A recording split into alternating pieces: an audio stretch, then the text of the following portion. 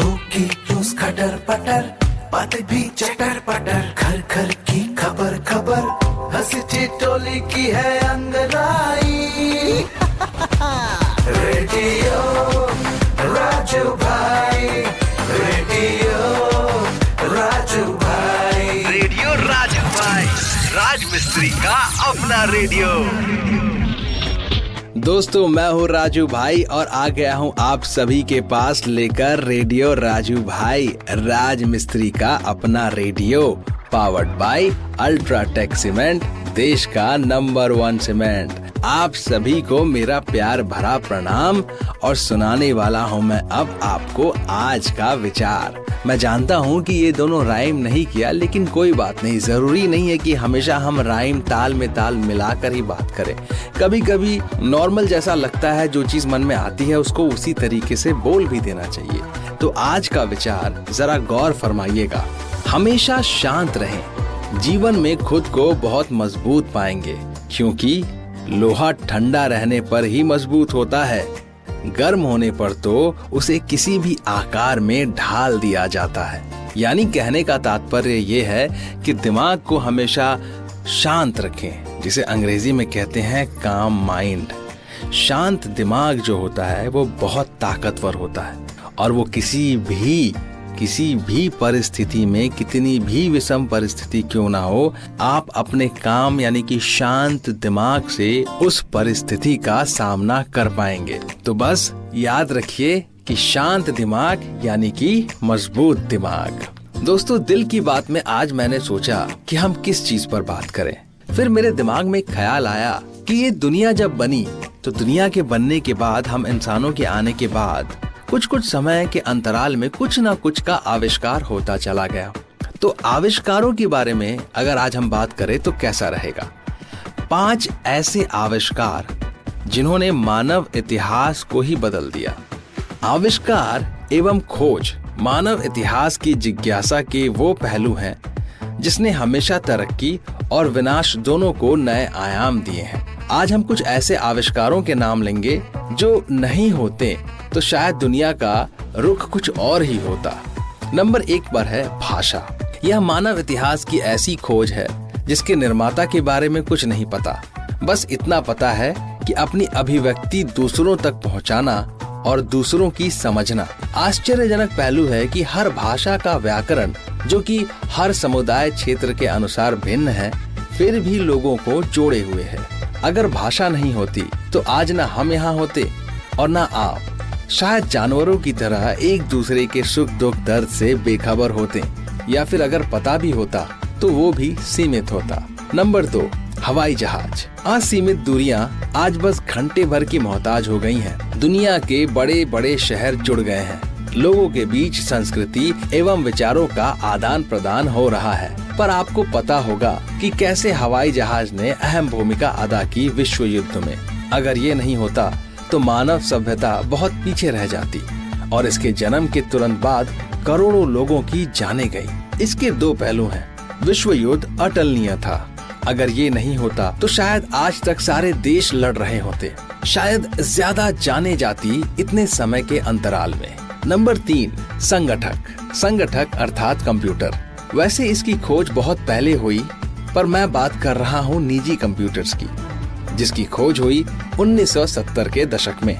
इसकी खोज के बाद मानव इतिहास ने जितनी तरक्की पिछले 10,000 सालों में की, उससे कहीं ज्यादा तरक्की अगले आने वाले 50 सालों में की। आज आप अपने दिनचर्या की कल्पना भी नहीं कर सकते बिना मोबाइल या कंप्यूटर के प्रयोग के।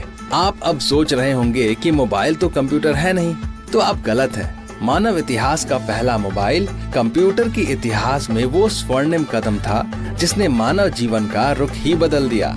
Number 4, internet. जब 1990 की दशक में www की खोज हुई, किसी ने सोचा ही नहीं था कि दुनिया की अर्थव्यवस्था के साथ आम लोगों की निर्भरता बदल जाएगी, नौकरी, व्यवसाय और उद्योग की परिभाषा बदल जाएगी। ये तो कल्पना से परे था।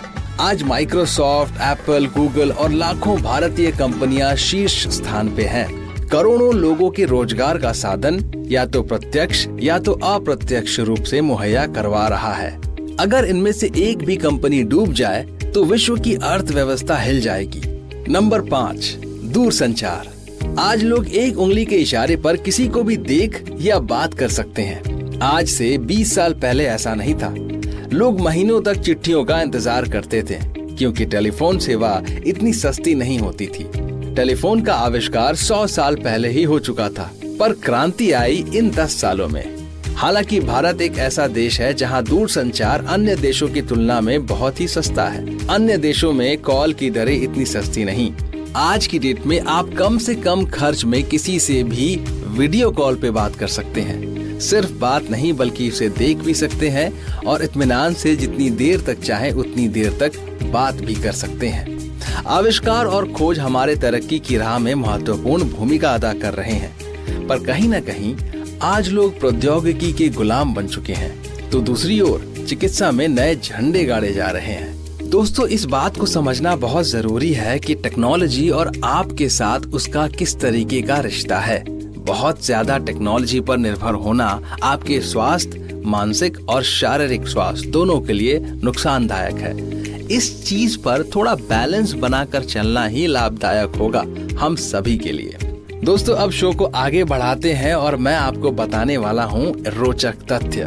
क्या आप जानते हैं, एक रिसर्च से पता चला है कि पुरुषों की तुलना में महिलाएं ज्यादा मुस्कुराती हैं। ये बहुत अच्छी बात है। बस हमें इस चीज से ये सीखना है कि हम पुरुषों को भी अपने चेहरे पे मुस्कुराहट रखना है, क्योंकि मुस्कुराने से आपका दिन बेहतर होता है, आपका दिमाग बेहतर होता है और आपका पर्यावरण भी बेहतर हो जाता है। आगे बढ़ते हैं दोस्तों, अब कहानी सुनाने वाला हूं मैं आपको, लेकिन उससे पहले अपने सारे राजमिस्त्री भाइयों से एक बात कहना चाहूंगा, आपको एक बात याद दिलाना चाहूंगा। और वो बात ये है मेरे राजमिस्त्री भाइयों, केवल अल्ट्राटेक सीमेंट का ही इस्तेमाल करें, क्योंकि अच्छा काम तो अच्छा नाम। अब रुक करते हैं कहानी की ओर, और आज की कहानी है अकबर बीरबल की कहानी। कहानी का नाम है संसार की सबसे बड़ी चीज। एक बार की बात है, बीरबल दरबार में मौजूद नहीं थे। इसी बात का फायदा उठाकर कुछ मंत्रीगण बीरबल के खिलाफ महाराज अकबर के कान भरने लगे। उनमें से एक कहने लगा, महाराज, आप केवल बीरबल को ही हर जिम्मेदारी देते हैं और हर काम में उन्हीं की सलाह ली जाती है। इसका मतलब ये है कि आप हमें अयोग्य समझते हैं, मगर ऐसा नहीं है। हम भी बीरबल जितने ही योग्य हैं। महाराज को बीरबल बहुत प्रिय थे। वह उनके खिलाफ कुछ नहीं सुनना चाहते थे, लेकिन उन्होंने मंत्रीगणों को निराश न करने के लिए एक समाधान निकाला। मैं तुम सभी से एक प्रश्न का जवाब चाहता हूँ, मगर ध्यान रहे कि अगर तुम लोग इसका जवाब ना दे पाए तो तुम सबको फांसी की सजा सुनाई जाएगी। दरबारियों ने झिझक कर महाराज से कहा, ठीक है महाराज, हमें आपकी ये शर्त मंजूर है, लेकिन पहले आप प्रश्न तो पूछिए। महाराज ने कहा, दुनिया की सबसे बड़ी चीज क्या है? यह सवाल सुनकर सभी मंत्रीगण एक दूसरे का मुंह ताकने लगे। महाराज ने उनकी यह स्थिति देखकर कहा, याद रहे कि इस प्रश्न का उत्तर सटीक होना चाहिए। मुझे कोई भी अटपटा सा जवाब नहीं चाहिए। इस पर मंत्रीगणों ने राजा के इस प्रश्न का उत्तर देने के लिए कुछ दिनों की मोहलत मांगी। राजा भी इस बात के लिए तैयार हो गए। महल से बाहर निकलकर सभी मंत्रीगण इस प्रश्न का उत्तर ढूंढने लगे। पहले ने कहा कि दुनिया की सबसे बड़ी चीज भगवान है, तो दूसरा कहने लगा कि दुनिया की सबसे बड़ी चीज भूख है। तीसरे ने दोनों के जवाब को नकार दिया और कहा कि भगवान कोई चीज नहीं है और भूख को भी बर्दाश्त किया जा सकता है। इसलिए राजा के प्रश्न का उत्तर इन दोनों में से कोई नहीं है। धीरे धीरे समय बीतता गया और मोहलत के लिए गए सभी दिन भी गुजर गए। फिर भी राजा द्वारा पूछे गए प्रश्न का जवाब न मिलने पर सभी मंत्रीगणों को अपनी जान की फिक्र सताने लगी।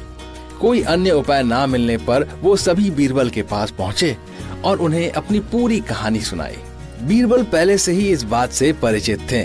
उन्होंने उनसे कहा, मैं तुम्हारी जान बचा सकता हूँ, लेकिन तुम्हें वही करना होगा जैसा मैं कहूँ। सभी बीरबल की बात पर राजी हो गए। अगले ही दिन बीरबल ने एक पालकी का इंतजाम करवाया। उन्होंने 2 मंत्रीगणों को पालकी उठाने का काम दिया। तीसरे से अपना हुक्का पकड़वाया और चौथे से अपने जूते उठवाए। वह स्वयं पालकी में बैठ गए। फिर उन सभी को राजा के महल की ओर चलने का इशारा दिया। जब सभी बीरबल को लेकर दरबार में पहुंचे तो महाराज इस मंजर को देखकर हैरान थे। इससे पहले कि वो बीरबल से कुछ पूछते, बीरबल खुद ही राजा से बोले, महाराज, दुनिया की सबसे बड़ी चीज गरज होती है। अपनी गरज के कारण ही ये सब मेरी पालकी को उठाकर यहाँ तक लाए हैं। यह सुनकर महाराज मुस्कुराए बिना न रह सके और सभी मंत्रीगण शर्म के मारे सिर झुकाए खड़े रहे। तो इस कहानी से हमें क्या सीख मिलती है?